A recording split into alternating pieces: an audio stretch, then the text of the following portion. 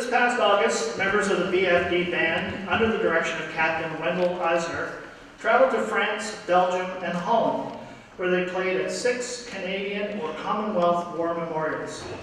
This afternoon's performance is largely built around their experiences overseas.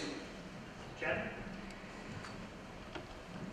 Terry Kelly is a well-known, award-winning Canadian songwriter and performer whose artistic achievements are many and varied. He is a recipient of 7 ECMAs, and in addition to his 6 solo full-length recordings, he has appeared as a guest on many others. His honorary degrees, induction into the Order of Canada, and other medals were awarded for his determination, perseverance, and talent. Terry has excelled in his artistic discipline and represented his country and his province at the highest level.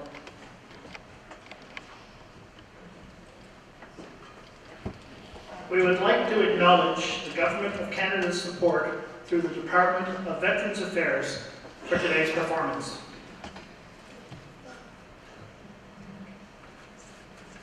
Nous aimerions reconnaître l'appui du gouvernement du Canada et l'ancien combattant Canada dans le cadre de ce concert. I would now like to invite our VIPs to please come in ahead of the Vice-Regal couple and take up your seats, please.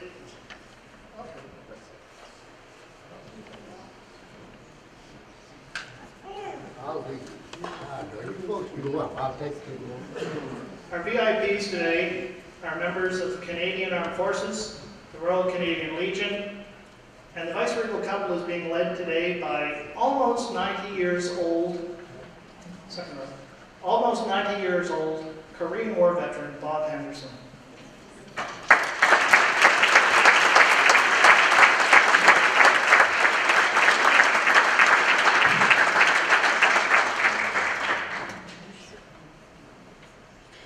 Voulez-vous lever pour l'entrée du groupe Vice-Royal et aussi l'hymne national? Please rise for the entrance of the Vice-Regal party and remain standing for the playing of the Vice-Regal salute and our national anthem.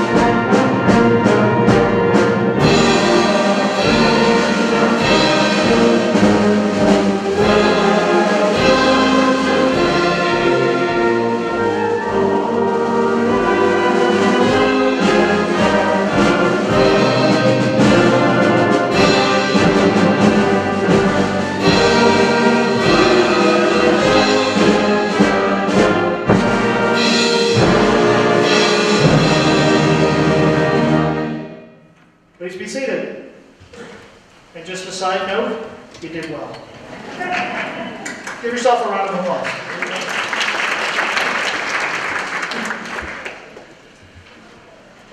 Today is the culmination of a long-delayed trip. The band had originally planned to travel to Europe in 2015, but ended up sending only a small contingent to assist the band of the West Yorkshire Fire Rescue Service to play international military tattoo in Belgium. In 2016, Wendell retired as the music director for only 305 days. It's kind of like the farewell concert to the Judds. It goes on and on and on and on. Bond has returned. Planning began again with a target date of 2020.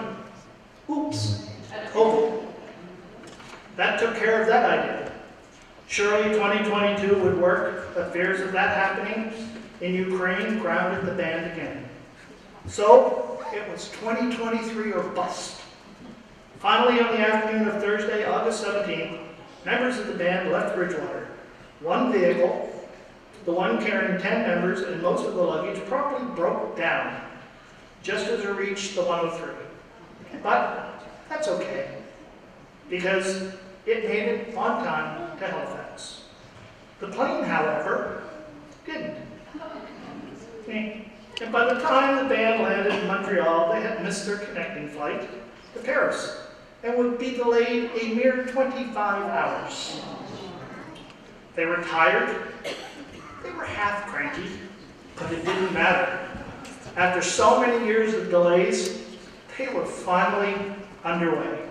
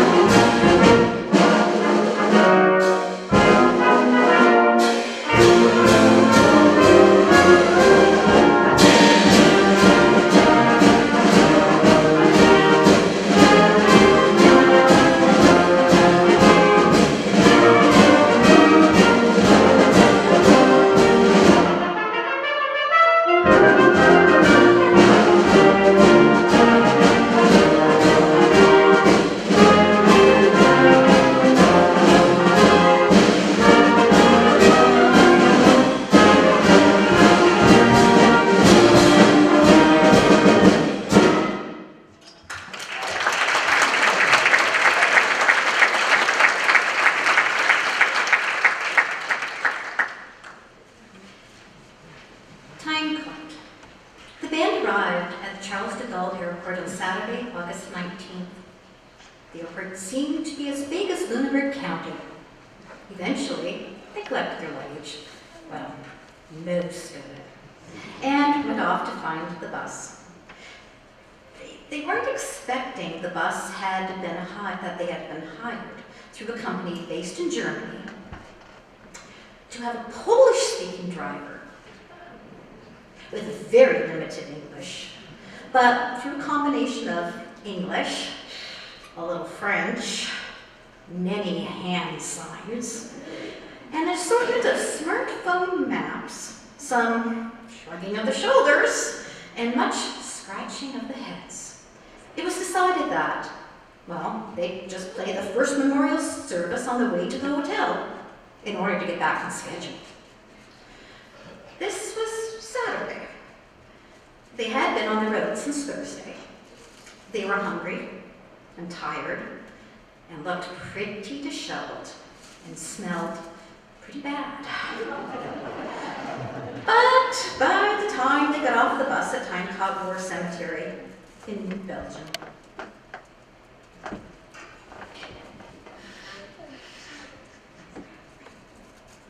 the cemetery is breathtaking. They were not prepared for the sight of the 12,000 neatly ordered gravestones of soldiers from virtually every part of the British Empire. The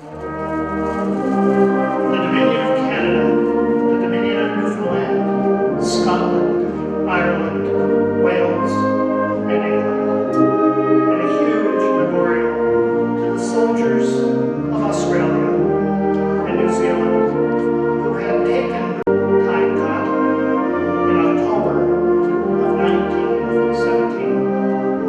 It had been a hard fight for the Australians, and they would never, ever forget their first battles of the Great War, the ill-fated assault on the Turks at Gallipoli.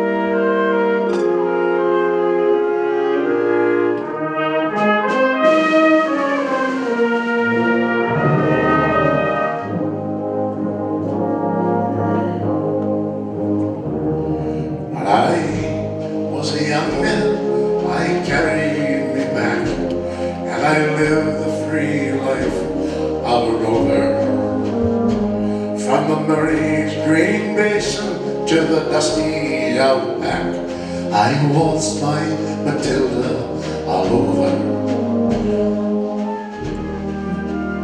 My country said, son, it's time to stop rambling, there's work to be done. So they gave me a tin hat, they gave me a gun, and they sent me away to the war. And the band played Waltzing Matilda as the ship pulled away from the quay. Amid all the tears, flag waving and cheers, ever Gallipoli. Oh, well, I remember that terrible day when our blood stained the sand of the water, and how in that hell that they call Suvla Bay were butchered like lambs to the slaughter.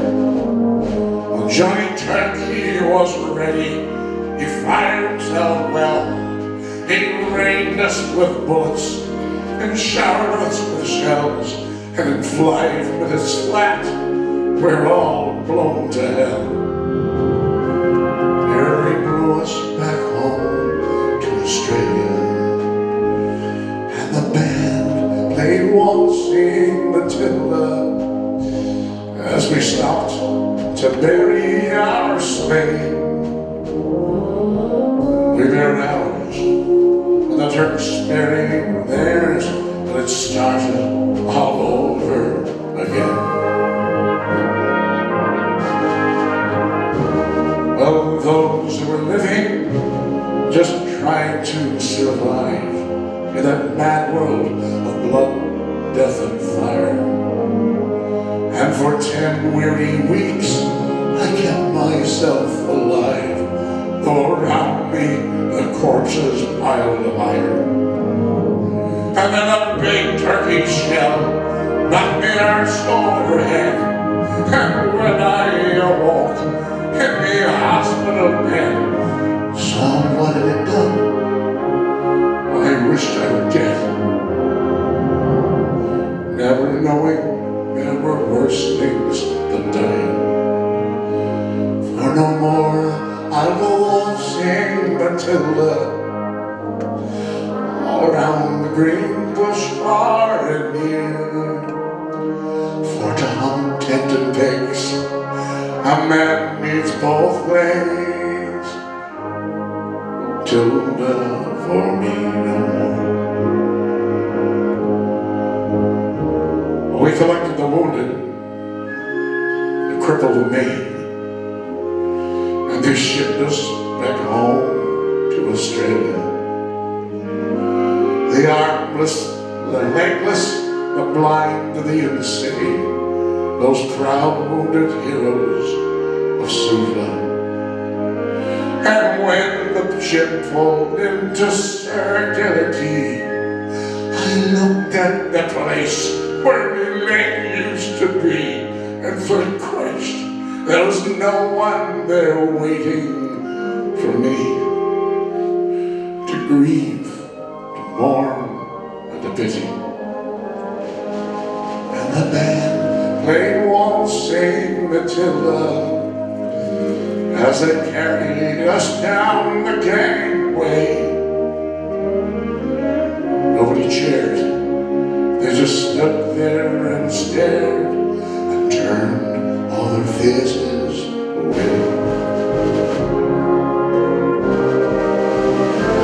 And now, every April, I sit on my porch and I watch the parade pass before me. I see my old comrades, how proudly they march, renewing their dreams of past glory. And I see the old men, all tired, still and sore, the weary old heroes of a forgotten war. And the young people ask, what are they marching for? And I ask myself the same question. And the band plays Waltzing Matilda, and the old men still answer the call. Year after year, their numbers get fewer, so no one will march there at all.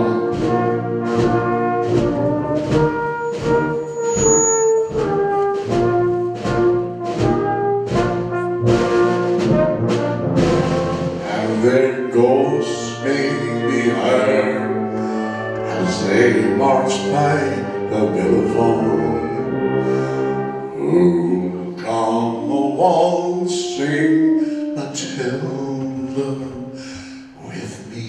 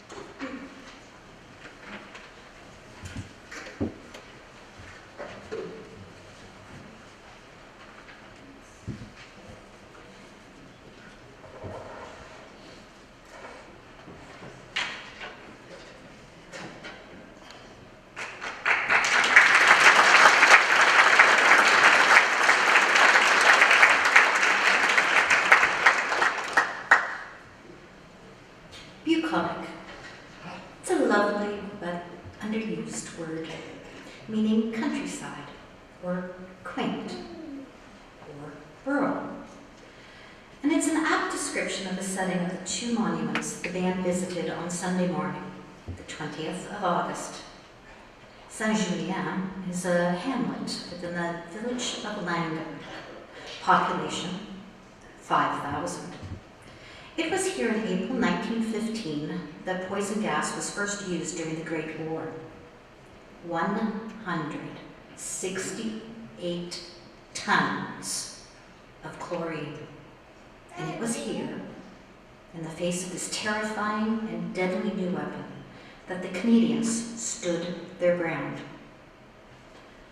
The statue of the brooding soldier now stands guard over the memorial and is the final resting places of 2,000 Canadians who died facing the enemy, even as the troops of other nations fled. From there, it was off to Hill 62, or Sanctuary Wood, the scene of a costly Canadian victory in June 1916.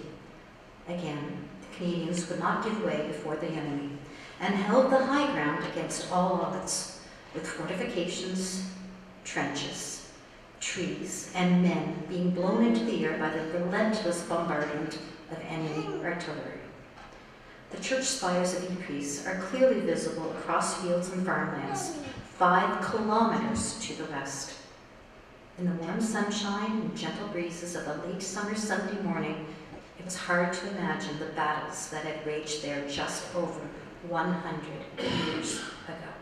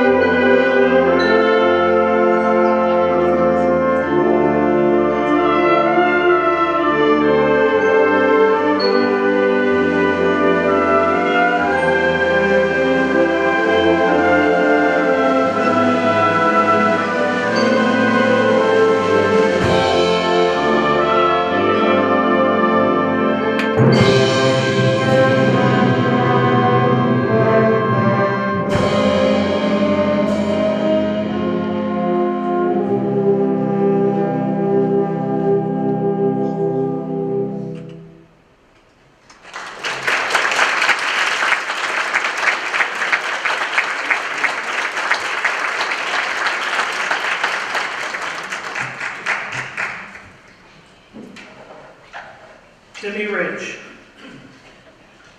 You can see it in the different distance long before you arrive. The Canadian monument at Vimy Ridge in France, spectacular. 140 meters of brilliant white Croatian sandstone gleaming in the sun. The Veterans Affairs summer students were very kind to the band and arranged for them to have a tour of parts of the sites that are no longer open to the public. One doesn't appreciate until actually there that no man's land was a mere 75 feet apart. One doesn't appreciate how much the battle had been prepared underground. One doesn't appreciate until actually there that much of the site is still far too dangerous for human beings to walk on. And that's why there are flocks of sheep to keep the grass and the bushes trimmed. The guides explained that this was a great military victory for Canada and the first place that soldiers from across Canada, 100,000 of them, had fought together. 3,600 of them perished. There are another 7,000 wounded.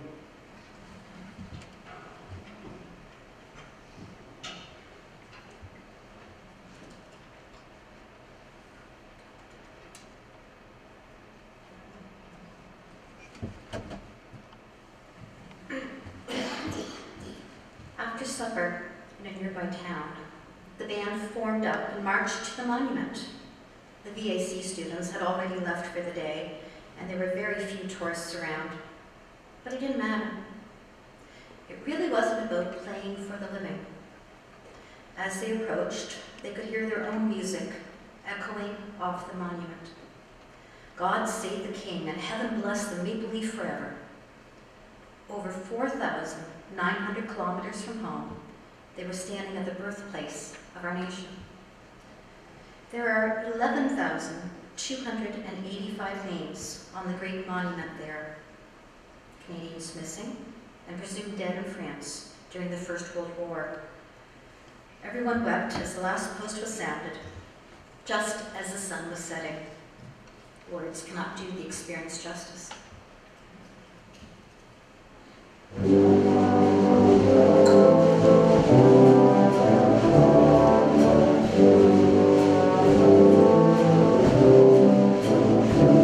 Well, how do you do, Private William McBride? Do you mind if I sit down here by your graveside and rest for a while in the warm summer sun? I've been walking all day and I'm nearly done.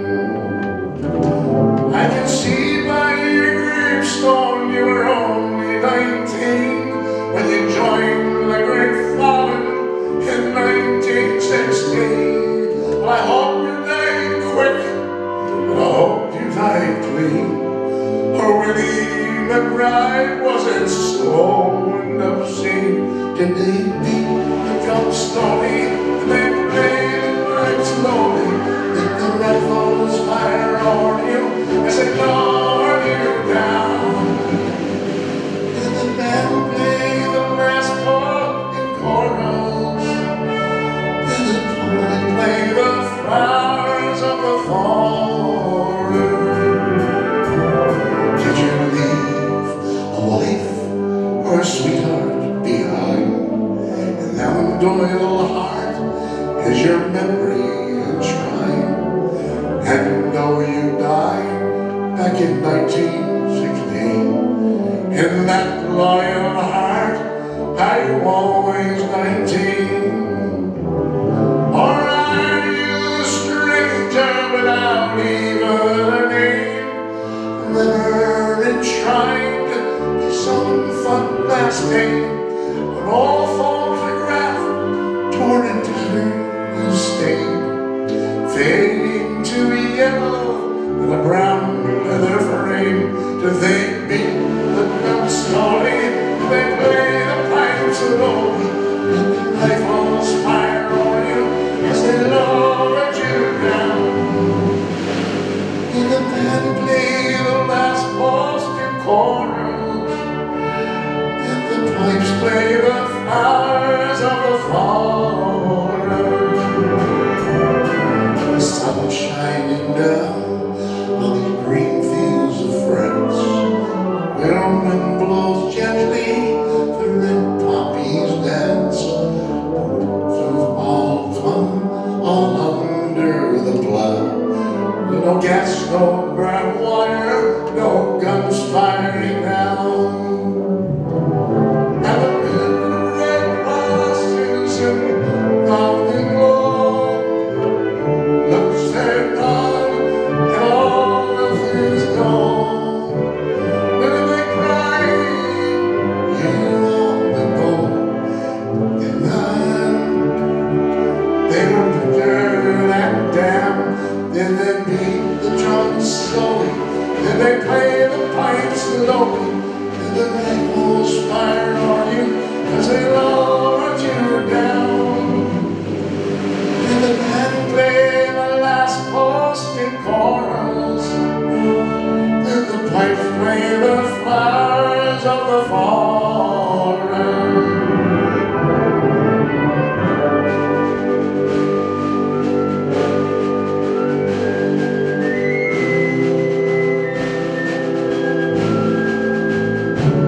Well, I can't help but wonder, Willie McBride, do all those who lie here know why they died? Did you really believe them when they told you the cause? Did you really believe that this war it was?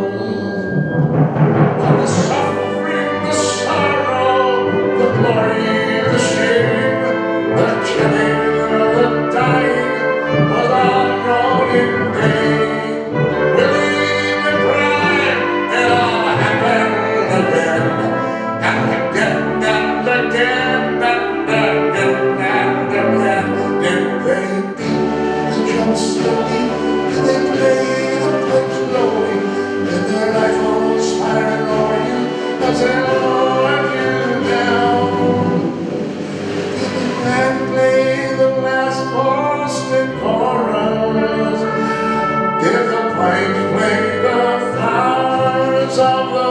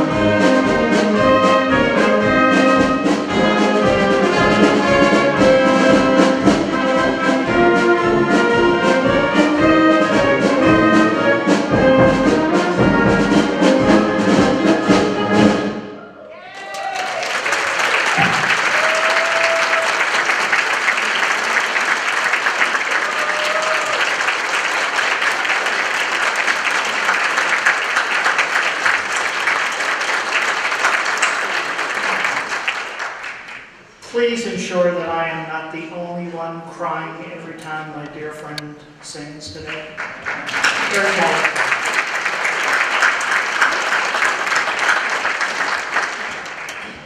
The Men in Gate in Eton. The BFD band's sister band in England, the Band of the West Yorkshire Fire Rescue Service, participates in the Remembrance Day ceremonies at the Men in Gate on a regular basis. Fire service connection is not accidental, as it has been had buglers from the Belgian fire service who have sat at the last post every night at 8 p.m. since the dedication of the Great Commonwealth War Memorial in July of 1927. Twice, in 2012 and 2014, the BFD band sent representatives to play with the West Yorkshire Band at the Men in Gate on Remembrance Day. The names of 54,395 Commonwealth soldiers with no known graves are inscribed on this monument. Thousands of other names are missing, are found on a memorial at Time Cut.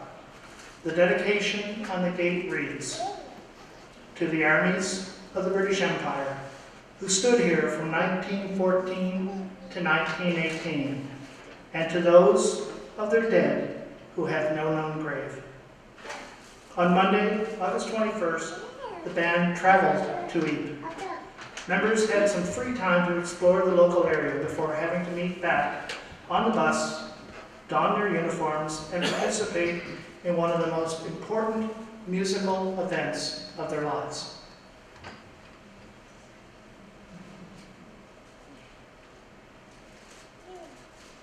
They formed up and down side street and waited for the signal. Again, the Maple Leaf Forever sounded on approach to the monument, and then there was silence for a good 15 minutes. Just silence. Then the church bells chimed. It was 8 o'clock. 3 buglers sounded the last post. There were thousands of people in attendance, but it was remarkably quiet. Then the band was to play its musical tribute. For many months, the band had thought of and dismissed many possibilities before they knew what to play that night. It was an old tune, a folk tune really, long connected to John Newton's beloved poems about redemption and freedom. Perhaps they were beginning to understand the dangers, toils, and snares through which a previous generation had already come. Standing in that place, it was amazing.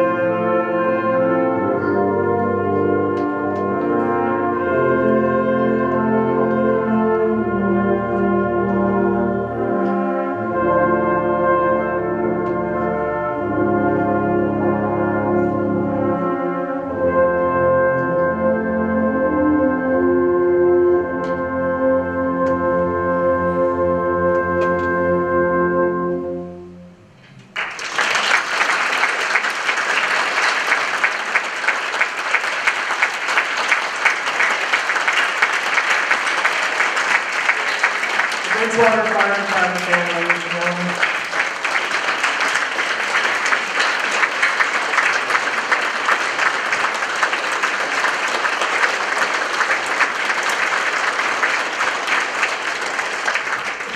So ladies and gentlemen, we're going to give the band a 10-minute break, but we have a special treat. You only get 10 minutes. Sorry. Yeah, he's always falling back. We have a very special person with us today that's going to come up and talk a little bit about the heroes of the Homefront. Many of our members have and continue to fight the war when they return. This is a biography for Major, the Reverend Dr. John Derek Marshall. Yes? Yes. So we're going to give these folks about 10 minutes. We're going to bring John in, and then we have another special presentation. So one more time for the band. Thank you.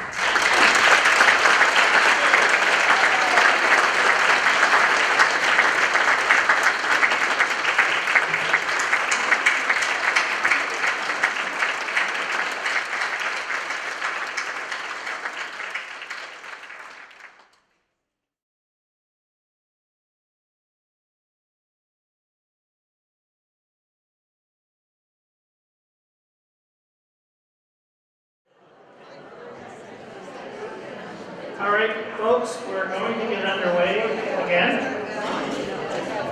The band is revitalized, but we're going to give them a few more minutes. They're just getting back from the Legion. Second half should be real interesting.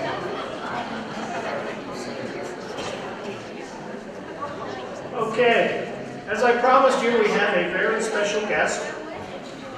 Major, the Reverend Dr. John Derek Marshall, C.D. John was born in Fredericton, New Brunswick in 1966 to John and Roberta Marshall. The family moved to Ottawa, Ontario, where John worked for Shell Oil. In 1971, the family moved back to their native Annapolis Valley. Derek attended grade school in Kingston, Nova Scotia, and high school in Auburn, Nova Scotia, graduating in 1984 from West Kings District High. He was accepted to Acadia University, entering the bachelor's degree in the autumn of 1984. He then pursued his studies in international relations, graduated with a Bachelor of Arts in 1987, and proceeded upon graduation to study theology at the Acadia University Divinity College, where he graduated with a Master of Divinity in 1991. From 1991 to 1997, he was ordained as a Baptist minister and served First United Baptist Pastoral Church of Annapolis Royal.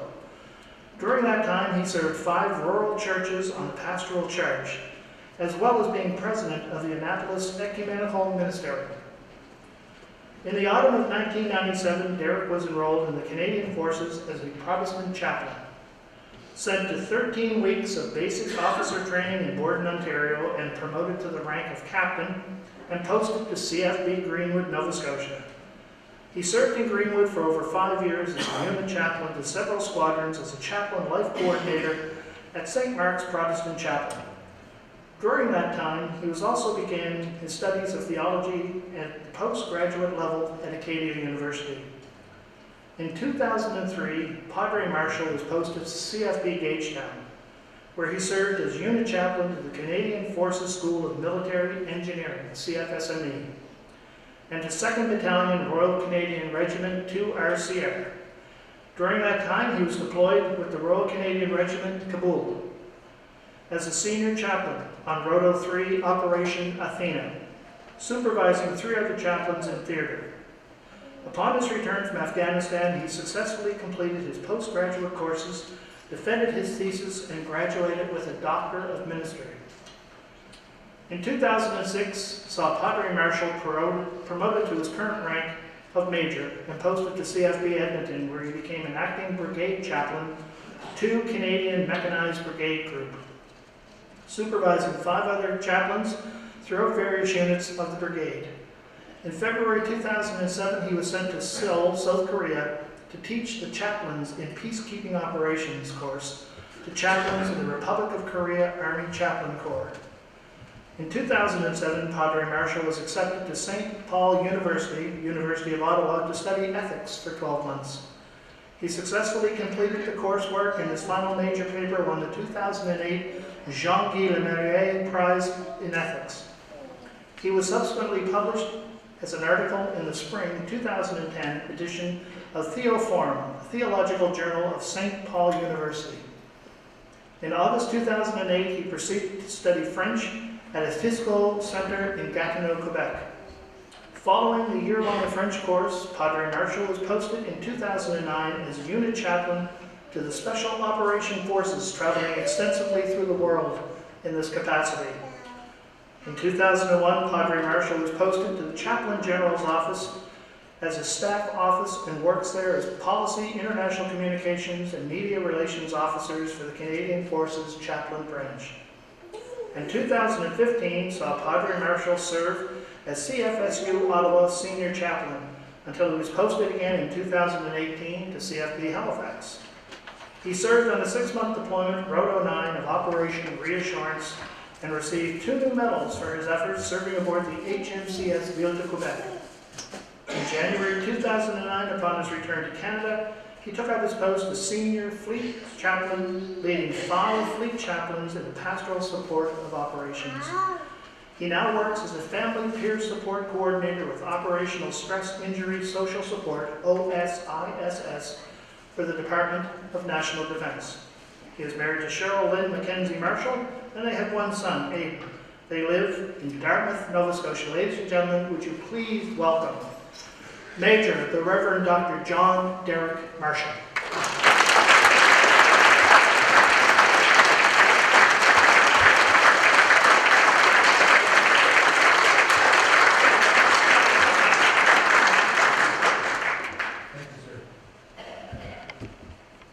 Well, we've been paying quite a bit of, and rightfully so, tribute to our proud military heritage. But as you may know, service in uniform comes often at a cost to our men and women in uniform. And I want to talk to you today about a program called Operational Stress Injury Social Support and the power of peer support.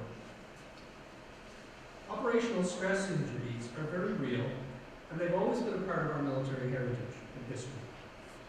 The increased tempo and high-risk nature of military operations can unfortunately expose servicemen and women to high levels of stress and or traumatic events that can trigger an operational stress injury, which I'll call OSI from now on.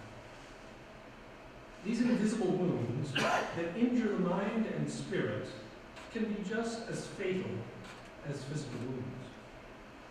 The myth of the invincible soldier, combined with the widespread fact of mental illness and the failure to recognize the symptoms of this injury, often discourage current service personnel and veterans from seeking help. The first sign of an OSI is that of disturbed sleep, but also that of mood swings, withdrawal, social isolation, and loss of interest in normal everyday activities, all of which may worsen if untreated, and they begin also to impact their work and their home environment. As serious as an OSI may be for the affected military member or veteran, there are also repercussions for the families. Members of the immediate family are often the first to notice the personality changes and uncharacteristic behaviors in their loved ones. Family members can invest considerable effort in trying to understand the injury, being supportive during recovery, and maintaining family stability. Over time, these demands can become major stressors on family members who try to adapt to the long-term effects of the injury. Because of these stressors, it is important that family members also seek help and support so that they can take care of their own well-being and that of their children and the OSI sufferer. In 2009, recognizing the benefits of sharing their experiences, a group of veterans set up a peer-based support network, and it is across the country. This network has now grown to community-based organizations all across the land, coordinated by screened and trained peers, and overseen by people such as myself who are known as peer support coordinators. Every member of the network brings first-hand experiences and practical knowledge of what it is like to struggle with an OSI or to live with someone who has it. Coordinators have learned to cope with their own injuries and now want to pay it forward by helping others. Contact with OSIS is discreet, and your information and identity are protected. If you have inquiries or think you can benefit from this peer program, contact an OSIS coordinator. And I've taken the liberty today of leaving some information and some business cards for those so interested. And thank you for your time and interest.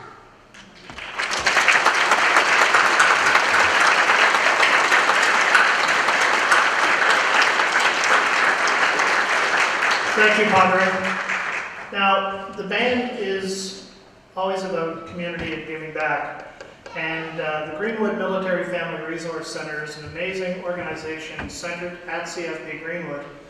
And their mandate is to support the men and women in uniform and their families. So they're a tremendous value to the Canadian military. These military family resource centers are across Canada. But we have ours here that we have a love affair with the Greenwood Military Family Resource Center. So Major James Gannon is here today. He's our commanding officer of 14 Construction Engineering Squadron, but I actually have tagged him with the responsibility of making a presentation on behalf of Colonel Jeff Davis, who is the wing commander at 14 Wing. So Major Gannon, would you mind coming forth? Accompanied by Squadron MWO Ed Hebb, who is a good South Shore boy. I would also like to call upon, I'd also like to call upon Samantha Vandenhoff from the Greenwood Military Family Resource Center. She is one of their angels, so let's give her a round of applause.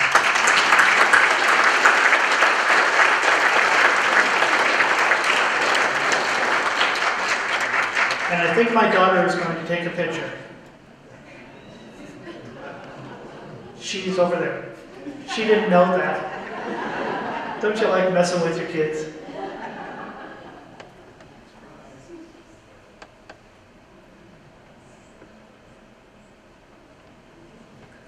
Thank you so much, Major Gannon. Thanks, Sam.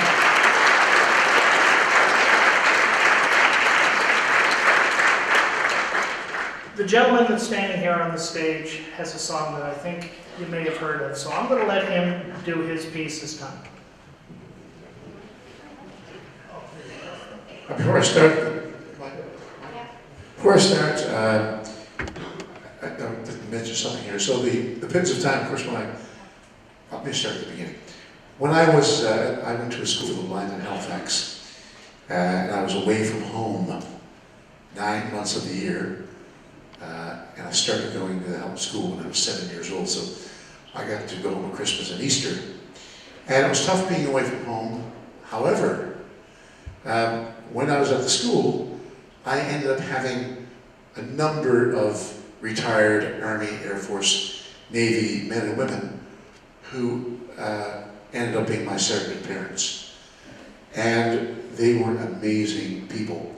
My parents were amazing because they had the courage to send me to the school.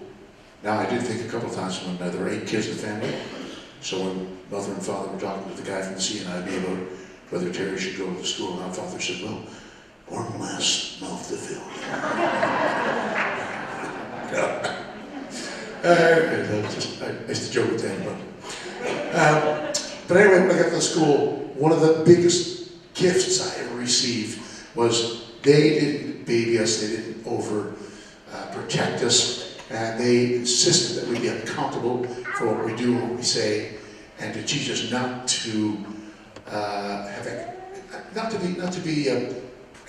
expect to have everything done for you. Ask for help when you need it. Help yourself when you can. And a wonderful case. So the reason I mention these people is because when I was, we don't have the video today, right? No, we do not. I know we don't. So I'll quickly tell you. So this song was inspired by Anne and me, my wife. Anne, just wave your hand, stand up. So We were on our way to the cenotaph one November, and we got delayed in traffic and needed a crutch. He just had a knee operation, and so we were going to rent something. We got to this big drugstore. We were late, and we knew we were going to miss the cenotaph. But lo and behold, the manager of the store said, 1 minute to 11, ladies and gentlemen, boys and girls, please join me in 2 minutes of silence for veterans and peacemakers. And I thought, wow, stopping the flow of commerce in a big joint like this, right? So 11 o'clock comes, and the place goes dead quiet, except for one man who was obviously buying something he wanted, but, well, he was buying something he didn't get that he wanted. So he's pointing, it sounded like he was pointing, and the clerk was lowering her voice. He was going, no, I want that one over there. I can picture him just pointing her. So he's going on a bit there, and 20 seconds go by, and I put my finger on him to go, shh. Now, don't think he was really impressed by that. But here's the kicker. Just as he left before the 2 minutes were up, and as he was going out the door, I heard a little girl say, Daddy, that was embarrassing. You were supposed to be quiet during that time. Little girl. So I was, that struck me, and I complained about that. I said, what the heck was he thinking? And Ann says to me one day, she said, Terry, will you stop complaining? Just write a story, write a song, but do something about it, will you? Anyway, and I want to thank any teachers in this room today. Put your hand. Yeah. Thank you for the teachers. Despite the age of the little children, every year they help instill respect. And in their own particular way come to know what freedom is. And now we have children in this country who absolutely know how fortunate it is to be in a place that's safe. I'm going to stop rambling here, but it's important to know that these people inspired my house parents, my teachers, that I wouldn't have been able to write this song, I don't think, unless they had been who they were, and to give me the gift of independence and to be accountable in my life. This song is for all of you. Gratitude for freedom. And there are many heroes in this song. The families who are left behind when the servicemen and women go away, the people who gave us our freedom, those who go away to make freedom for others. But when I present in schools, I always say to the children, watch this little girl. She is a hero because she had the courage to attempt to teach an adult about respect.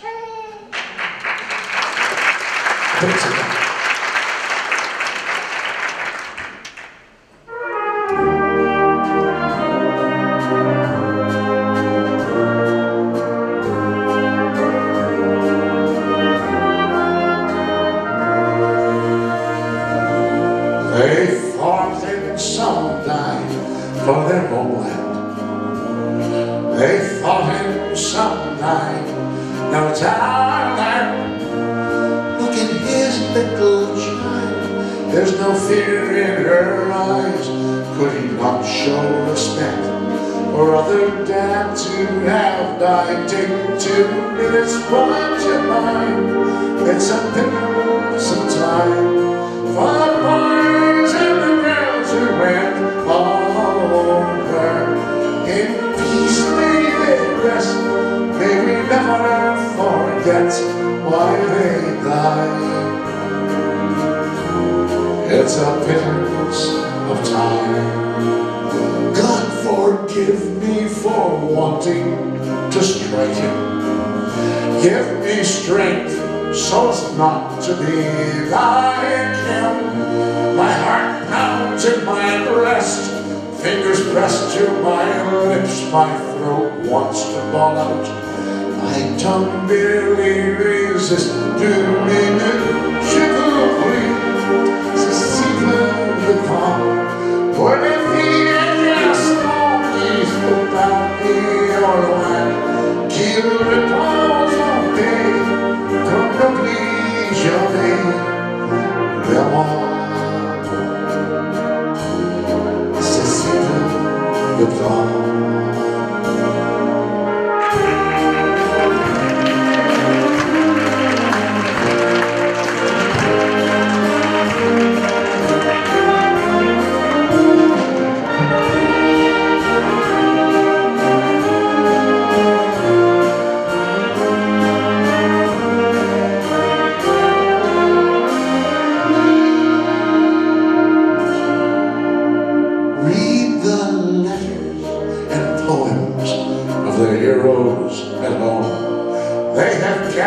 loyalties, battles, and fears of their own. But there's a price to be paid. If you go, if you stay, freedom's fought for and won in numerous ways. Take 2 minutes to watch your mind. It's a pittance of time. The boys and the girls all over. May we never forget our young become vets at the end of the line. It's a pittance of time. It takes courage to fight in your own war. It takes courage to fight someone else's war. Our peacemakers tell of their own living hell. They bring hope to foreign lands that hate mongers can't kill. Take 2 minutes, watch your mind. It's a pittance of time. The boys and the girls who go over in peacetime are best. Still dawn battle dress, lay their lives on the line. Make a pittance of time. In peace may they rest, lest we forget why they died. It's a pittance of time.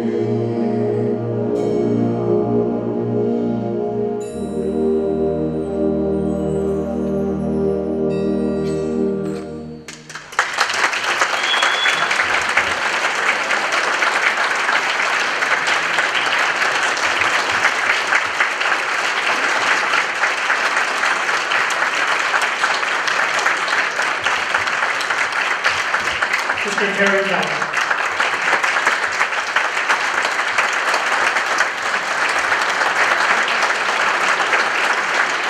So before we continue, there's just 2 little things I want to mention. The gentleman that Terry sings about that was in the drugstore, he is now in witness protection somewhere. His name is Juan, and he works in a drive-thru in Omaha. The other thing that we did with Terry's song, it's become the national anthem, if you will, of remembering. And a few years ago, Terry was in the same role as I am currently as an honorary colonel with the RCAF. And Terry and I were attending a conference in Yellowknife, and after we were forced to sing Barrett's Privateers, and stop laughing. So Terry and I had about 2 bottles of wine, I think, at the time, and we were talking about pittance of time and how much it means to people. And we said we need to do something on a national scale with this. We want to be able to touch Canadians wherever they are in the world and take that pittance of time. And in Terry's words, it could be 10 seconds, it could be a minute, it could be 2 minutes, it could be an hour. But take that pittance of time and stop and reflect. And the program is called Operation A Pittance of Time, and it's rolling along the country quite effectively. And it's important to stop and reflect, because what we have today is based on what our veterans have and continue to have done for us over the years with their sacrifices. So once again, A Pittance of Time is an anthem. It's an anthem of remembrance that has no expiration date. So once again, ladies and gentlemen, Terry Kelly.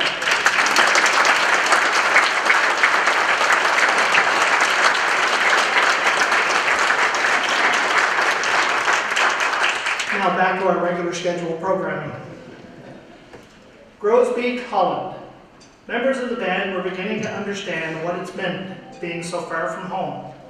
But it didn't get personal until the next day when they traveled to Grosbeak in Holland. Richard Paul Baisley was born in Hansport in 1911, and by the age of 16 was already running and doing very well in long-distance road races. Described as a slim, spindly man, he even ran in the 1938 Boston Marathon. During the Depression years, he worked long hours at Murray's lumber mill and then later at the Minas Basin Pulp and Tower Mill. but still found the energy to train as a runner after work, sometimes even in the dark. Eventually, Dick, as he was known, married, and he and his wife Mary had 3 children. Their youngest, Wayne, who now lives in Bridgewater, was born in December of 1943. Dick responded to the call of duty, and in February 1944, he enlisted in the Canadian Army and found himself in the 1st Battalion, the North Shore, New Brunswick, Regiment. After training at Camp Aldershot, he deployed to England in October 1944, and in January of 1945, he was sent to Europe as part of Operation Blockbuster. On the 26th of February 1945, the very first day of Operation Blockbuster, he was killed in action and is now buried at Grosbeak Canadian War Cemetery, along with 2,337 other Canadians.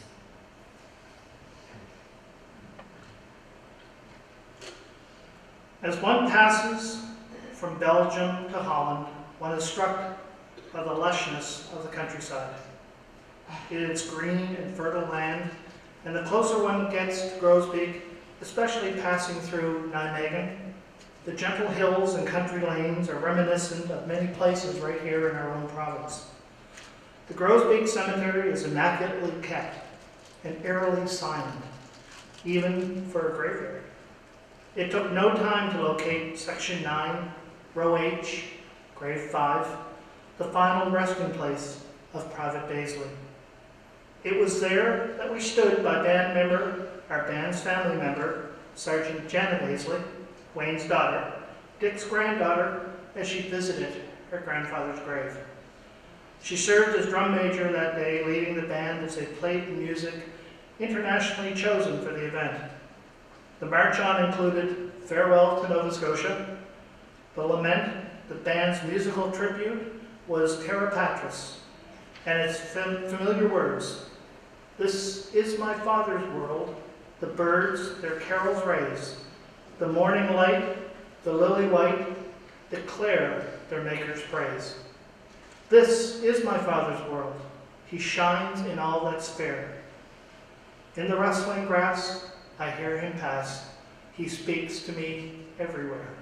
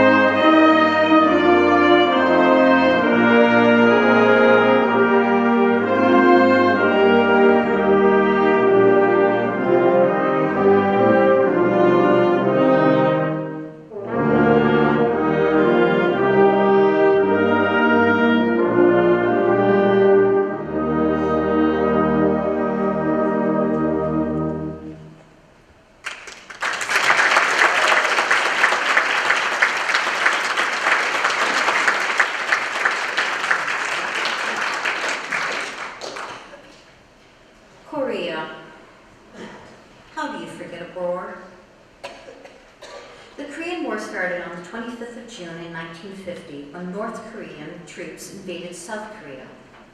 United Nations forces soon joined the fighting, which continued until an armistice was signed on the 27th of July, 1953.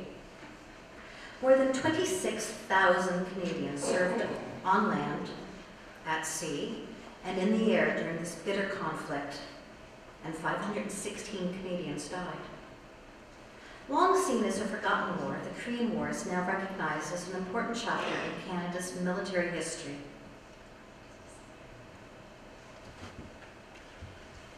I'd like to bring your attention to something. 2 weeks ago, 2 Korean training vessels from the Korean Navy entered Halifax Harbor. And it was the first time they've ever had a port of call in Halifax. And they were loaded with these young midshipmen. And I was struck when I was talking to them how they treat and consider Korean veterans. They treat them so reverently because they truly have learned over the years the importance of what they accomplished so that they have what they have today, and that's the ability to serve their country and do amazing things throughout the world. I had an opportunity, as I said, to take Bob Henderson, who I think I mentioned will turn 90 in January of 2024. Stand up, Bobby.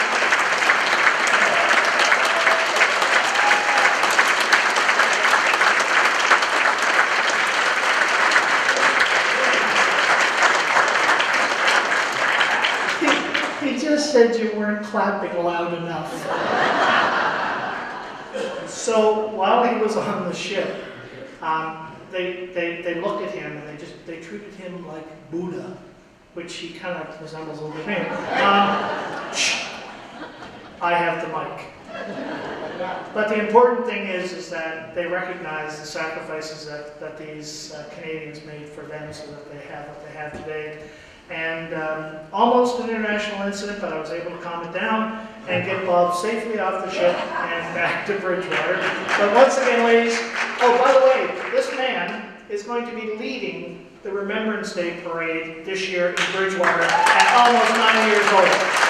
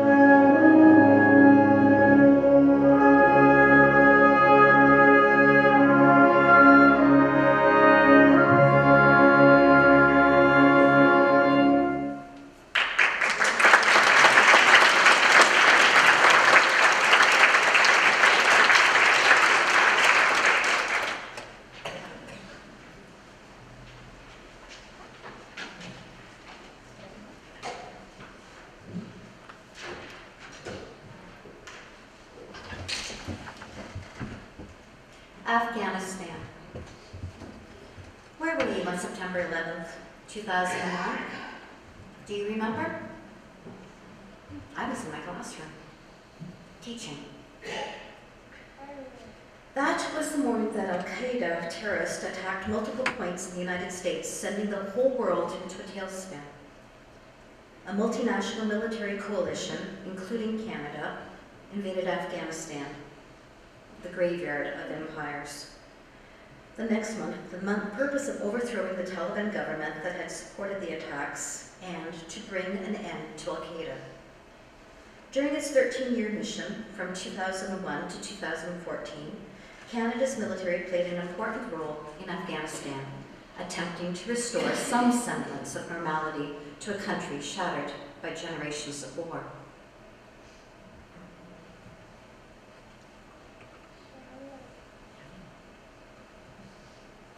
More than 40,000 members of the Canadian Armed Forces served in Afghanistan. 4,156 of them were service personnel from units based right here in Nova Scotia. It was costly. 158 Canadian soldiers, 1 diplomat, 1 journalist, and 2 civilian contractors died during the Afghanistan mission. 15 of them were from right here in Nova Scotia. Some from Lunenburg County, including Private Rick Green and Corporal Paul Davis. Thousands of other veterans of the war were wounded physically and psychologically, and some veterans later took their own lives. In 2021, the Americans withdrew from Afghanistan, and the Afghan government collapsed once again. Oh, Willie McBride, it still happens again and again and again and again.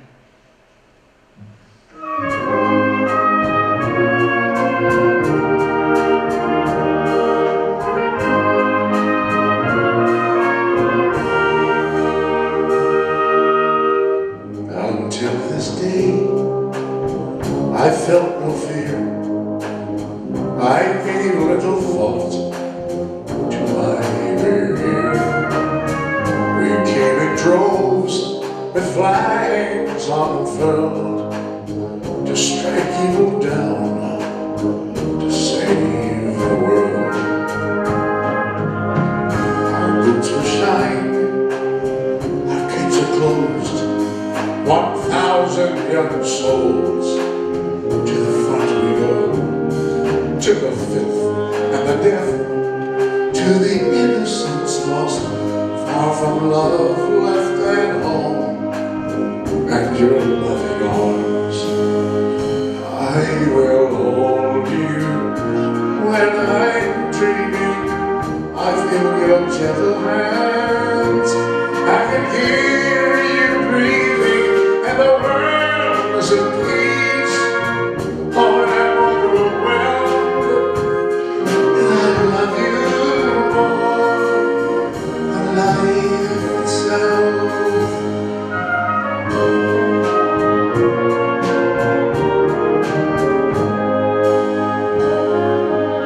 So long I've been here, overseas, waiting to fight my enemy. Alas, today I had my time. I did the deed, I crossed the line. I heard his cry as I fired the round. He was writhing in the bloody on the ground. And in his eyes I saw my own fear. What have I done? Why am I here? But I will hold you when I'm dreaming. I feel your gentle hands. I hear you breathing, and the world is at peace. Oh, and I'm overwhelmed, and I love you more than life itself.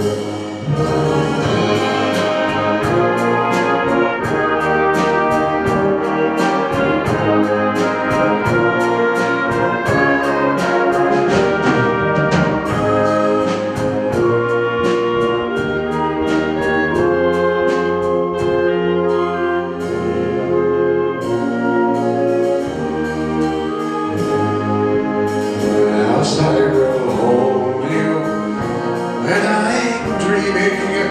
I feel your gentle hand, I keep breathing, and the world is at peace when I'm overwhelmed, and I love you more than life itself.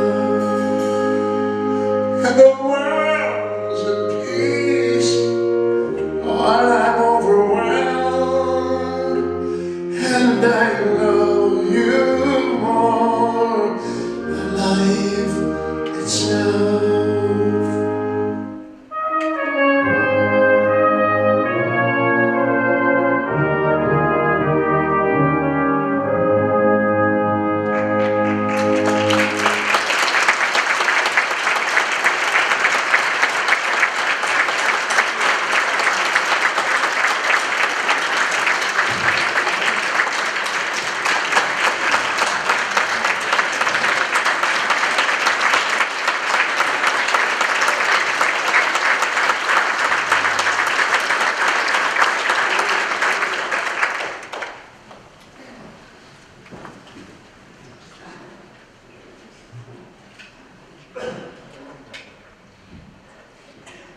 Heroes of the Homefront. Operation Lentus is the Canadian Armed Forces' response to natural disasters in Canada. Provincial and territorial authorities are the very first to respond when a major natural disaster occurs. But if they become overwhelmed by the forest fires, floods, ice storms, or hurricanes, they may ask the federal government for help from the C.H.H. In 2023, members of the CAF responded to requests for assistance in Alberta, Nova Scotia, Ontario, Quebec, British Columbia, Northwest Territories, especially for help in fighting forest fires.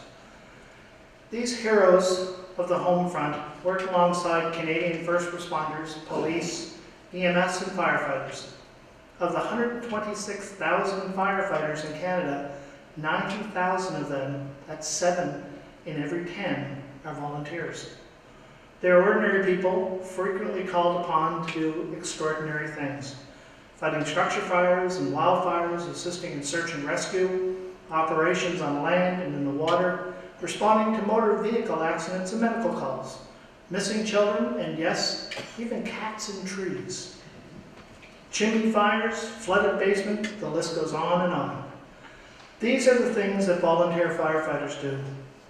When the pager sounds, someone, a friend, a neighbor, a child, a complete stranger, it doesn't matter who, is calling for help, and help is giving. I'd like to now, we're here today to honor the heroes of the Homefront, and I would like to have all of the Canadian military members that are here today to stand up and be recognized. Please.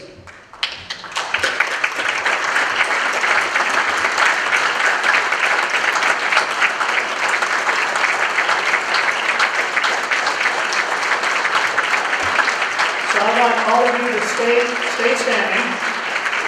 Now I want to have all of the first responders, police, paramedics, and members of the fire service to join this group, please. Come on, Darcy.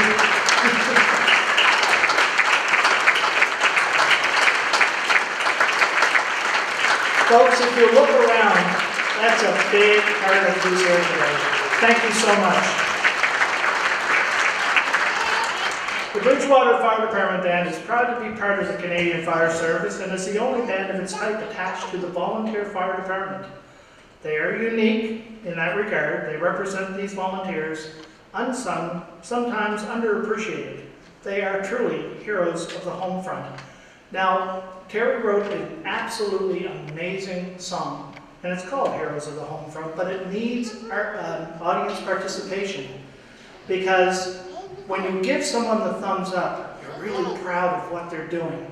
And it's important to have that recognition, because you're just doing your job, but gosh, those people out there must really appreciate it because they're giving me the thumbs up. So when the song says, thumbs up for the heroes of the Homefront, I need that audience participation. I need you to put that thumb up. Can you do that? All right, ladies and gentlemen, my, Go ahead, yeah. I just, before, okay, go. Dan says it. He always has to upstage me. Go ahead. Let's have maybe we have a round of applause for our lovely hosts. Jen Hatberg, Dan Harrison.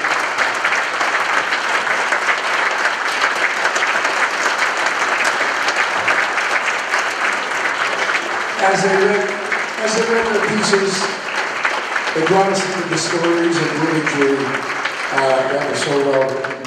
And also a brand new friend of mine who I have great admiration for and respect, Wendell Eisener, the band director.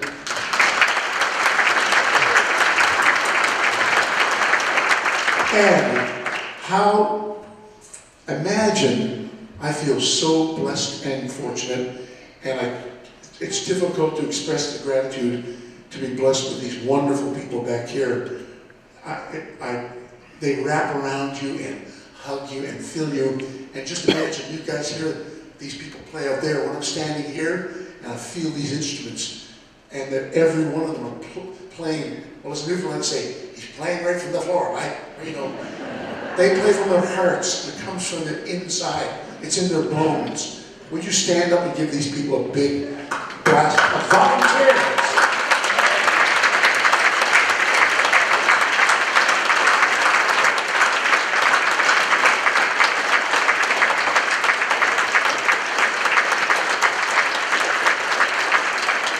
Oh man, it's so joyful. So, Are you done, Kelly? no, I want to say something else now. I'm getting the last word in, so go ahead. Go for it. All right, ladies and gentlemen, my dear friend, Terra. And my dear friend, all this love all around. There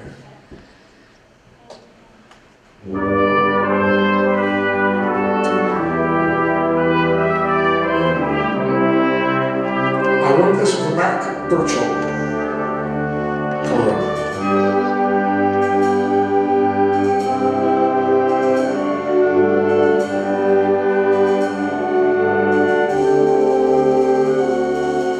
Canvas flash as wheels touch down, returning heroes homeward bound. Salutes and handshakes all around. Their loved ones standing by. Tears of joy flow as little ones leap into loving arms. So thumbs up for the heroes of the home front. Lower the flags, lift that glasses high. When troops are called to go, home front heroes serve at home. So thumbs up for the heroes of the home front.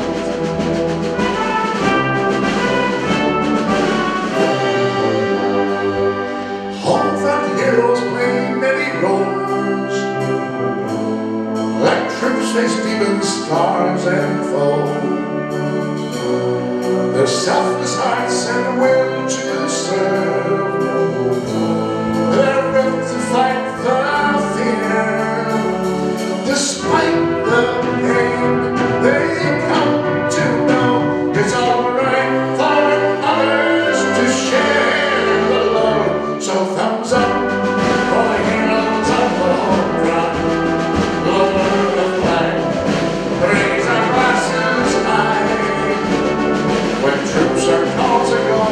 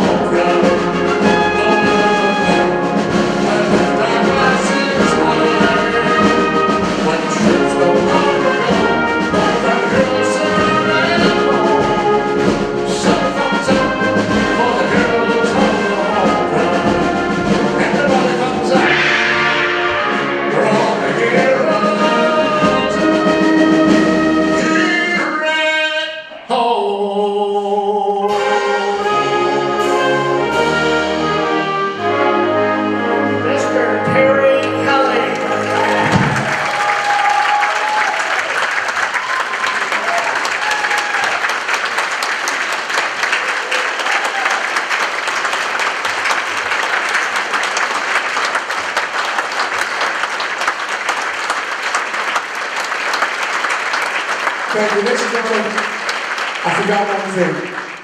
Up in the sound booth, you heard, I picked up the microphone a little while ago and I squealed. That was not the sound technician.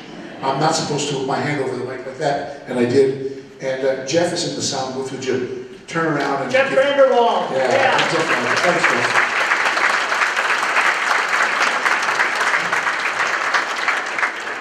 I always sound good on the mic. He has to work on Kelly. Love you, buddy.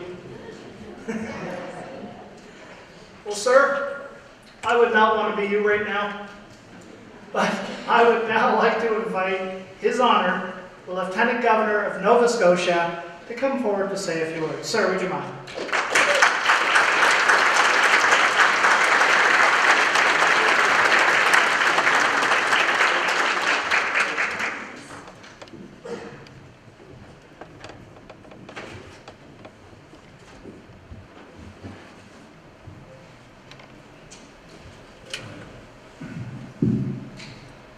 Mr. Drouin, Your Worship, the members of the Canadian Armed Forces and Veterans, and members of the Bridgewater Fire Department Band, distinguished guests, ladies and gentlemen, and dear friends.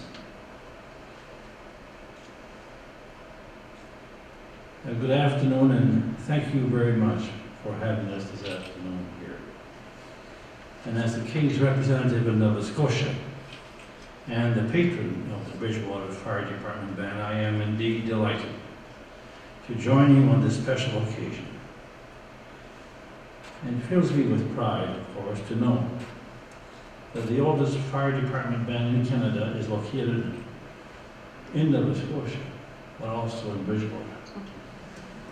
It plays an important role in our cultural identity. And I thank you for your service to the province and to the Crown.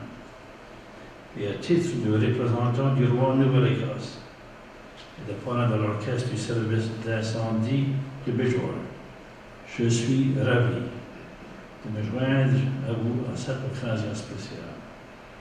Bien sûr, je suis très fier que le plus ancien orchestre du service d'incendie au Canada se trouve ici à Bridgewater, bien sûr en Nouvelle-Écosse.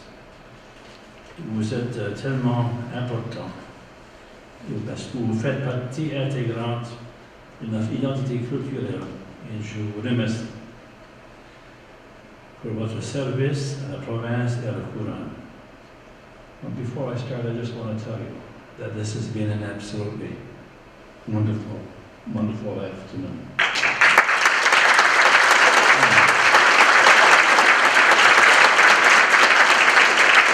Indeed, the Bridgewater Band plays from the heart.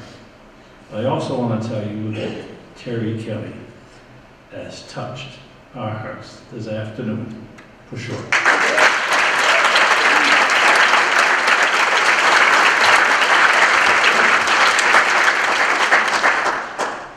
This afternoon, the band has taken us on a musical journey that honors those who have served and continue to serve our country.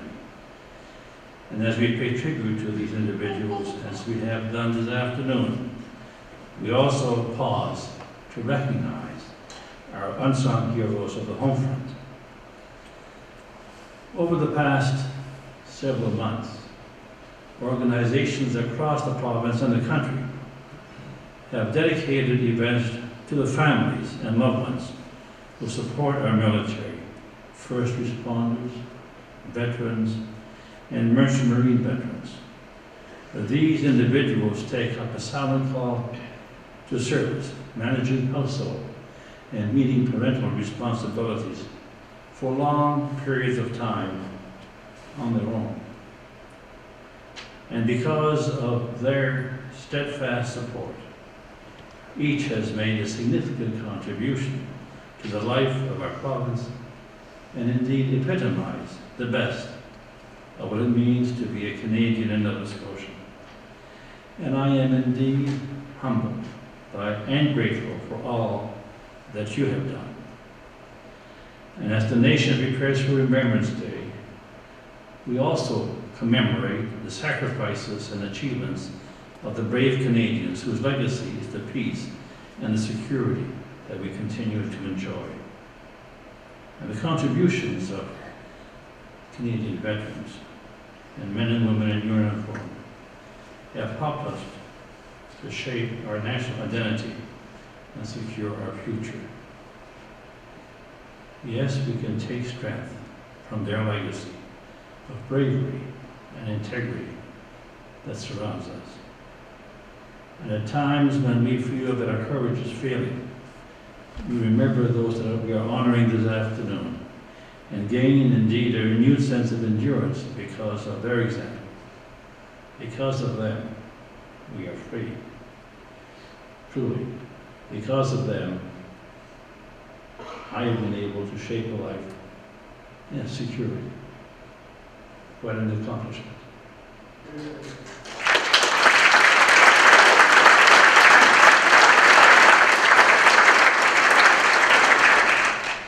I want to thank the event organizers again and the volunteers to make today's concerts very possible. It has been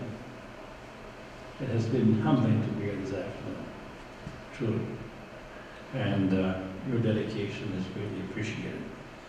And we've enjoyed the performance of the afternoon. It has been memorable, to say the least. And we hope to be again with you soon. Thank you again. Merci.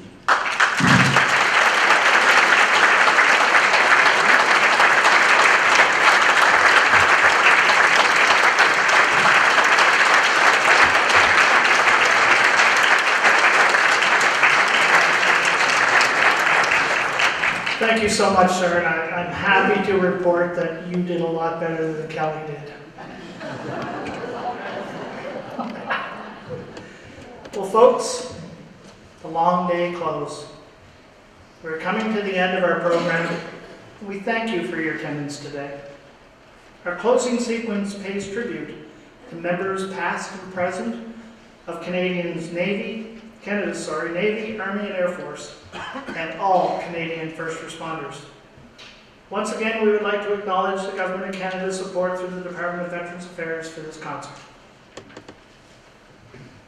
Et en français, encore, nous aimerions reconnaître l'appui du gouvernement du Canada et l'ancien combattant Canada dans le cadre de ce concert. It's an old tradition that events such as this include an evening hymns, and as the sun sets on the Lord's Day, we give thanks for that day and its past, even as we look to tomorrow's sunrise. And following the evening hymn, you are invited to rise as the band plays the Vincent Roy setting of Auld Lang Syne, which includes the last post, and to remain standing for the royal anthem.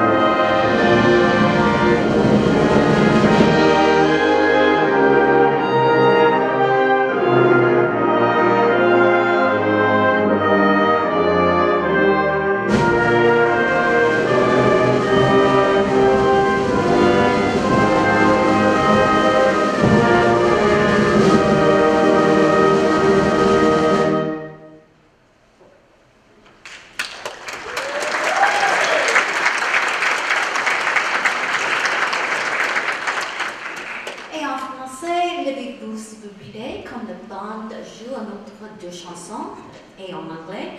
Please rise as this band plays the final two songs.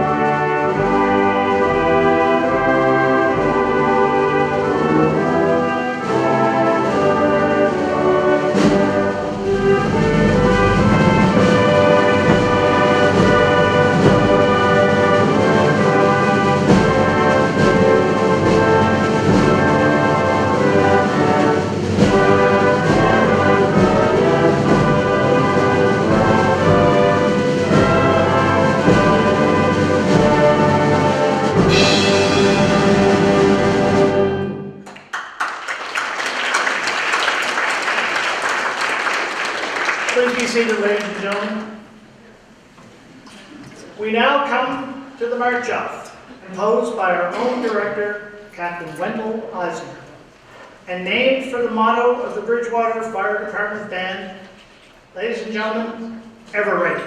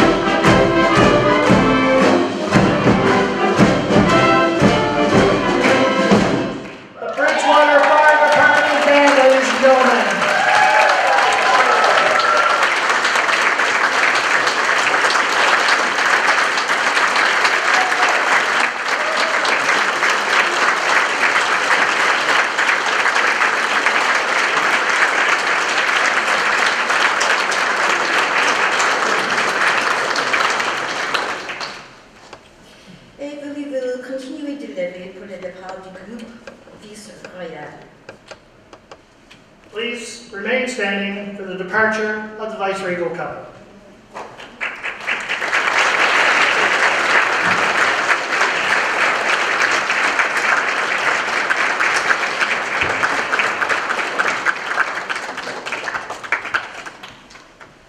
That's it. That's all they know. Ladies and gentlemen, one more round of applause for Terry Kelly and the Bridgewater Fire Department band.